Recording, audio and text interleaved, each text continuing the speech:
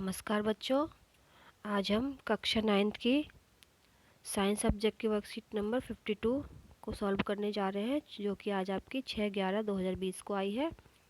और आज हम ऊतक के बारे में ही चर्चा करेंगे, संयोजी ऊतक। तो चलिए आज की वर्कशीट शुरू करते हैं। जिज्ञासा दीदी, क्या रक्त भी किसी प्रकार का ऊतक है?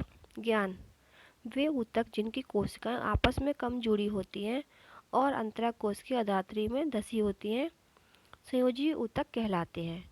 रक्त भी एक प्रकार का संयोजी ऊतक है। संयोजी ऊतक के दो भाग होते हैं, पहला कोशिका, दूसरा अंतरकोश की अधात्री।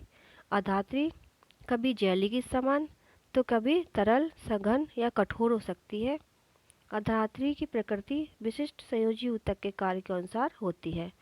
जो विभिन्न प्रकार के संयोजी ऊतक होते हैं वो इस प्रकार हैं: रक्त, अस्थि, उपास्थि, स्नायु, कंडरा, एरियोलर और वसामय।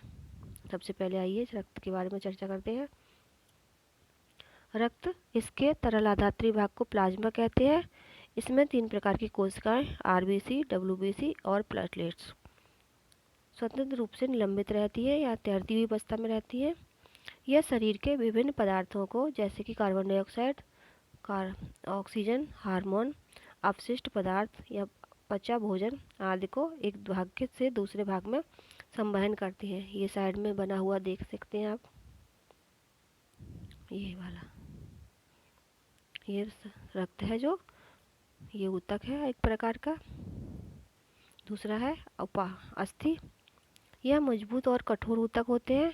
इनकी अधात्री कैल्शियम तथा फास्फोरस की वजह से कठोर होती है, जिसमें कोशिकाएं जिससे इसकी कोशिकाएं धसी होती हैं। यह ऊतक अस्थि पंजर का निर्माण करता है और शरीर को आता है। ठीक है बेटा, यह मांसपेशियों और शरीर के मुख्य अंगों का सहारा देती है। साइड में देख सकते हैं आप लोग डायग्राम। उपास्थि, इसकी ठोस अधात्री प्रोटीन और शर्करा की बनी होती है, जिसकी वजह से यह मजबूत और लचीला ऊतक है। इसकी कोशिकाओं के बीच में पर्याप्त स्थान होता है। यह नाक, कान, कंठ, श्वासनली में भी उपस्थित होती है। यह अस्थियों के जोड़ों को चिकना बनाती हैं तथा यांत्रिक सुरक्षा प्रदान करती हैं। स्नायु एवं कंडरा, यह रेशेदार ऊतक होते हैं। स्नायु में बहुत कम अधात्री होती है। यह बहुत लचीला और मजबूत ऊतक होता है, जो दो अस्थियों को आपस में जोड़ता है। कंडरा मजबूत और कम लचीला होता है। यह मांसपेशियों को उपस्थियों से जोड़ता है, अस्थियों से जोड़ता है। एरियोलर ऊतक, यह शरीर के अंग के भीतरी खाली जगह को भरता है, आंतरिक अंगों को सहारा प्रदान करता है। यह त्वचा और मांसपेशियों के बीच रक्तनलिका के चारों ओर तथा अस्थिमज्जा में पाया जाता है। वसामय ऊतक, यह शरीर में वसा का संग्रह करता है। इसकी कोशिकाएं वसा की गोलिकाओं से भरी होती हैं। यह त्वचा के नीचे आंतरिक अंगों के बीच पाया जाता है, जो उसमें कोचालक का कार्य करता है बेटा। ठीक है, ये आज के क्वेश्चन आंसर है। पहला क्वेश्चन है, संयोजी ऊतक क्या होता है? उदाहरण सत्य से समझाइए। तो बेटा इसका आंसर हम ऊपर से यहाँ से लिख लेंगे।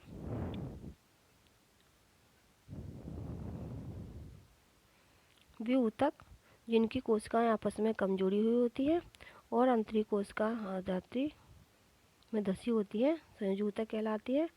और जैसे कि रक्त, उपास्थि, अस्थि। ठीक है बेटा, ये 3 नाम लिख देंगे आप, काफ़ी है।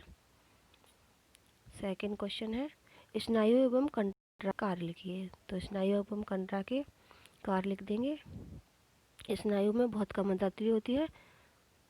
यह स्नायु बहुत लचीला एवं मजबूत होता है और दो अस्थियों को आपस में जोड़ता है।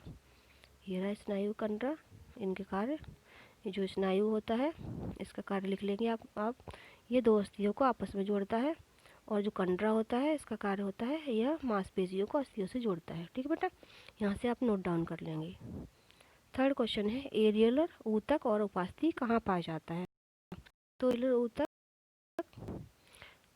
यह त्वचा के और मांसपेशियों के बीच रक्त नलिकाओं के चारों तरफ अस्थिमज्जा में पाया जाता है। यहाँ से यहाँ तक लिख लेंगे बेटा, एरियोलर ऊतक और उपास्थि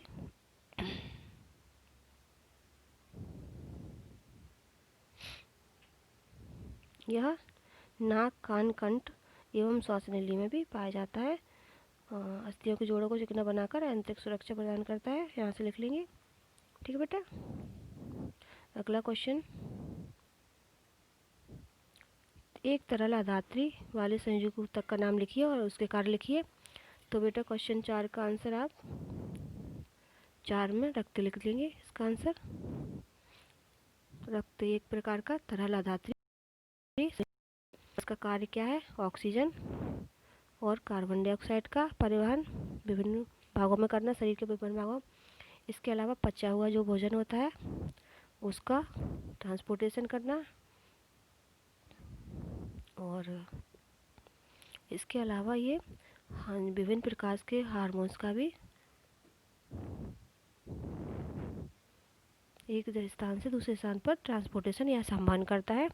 इस प्रकार आज के जो आपके सारे क्वेश्चन आंसर पूरे होते हैं। उम्मीद है आज की वर्कशीट आपको समझ में आ गई होगी बेटा।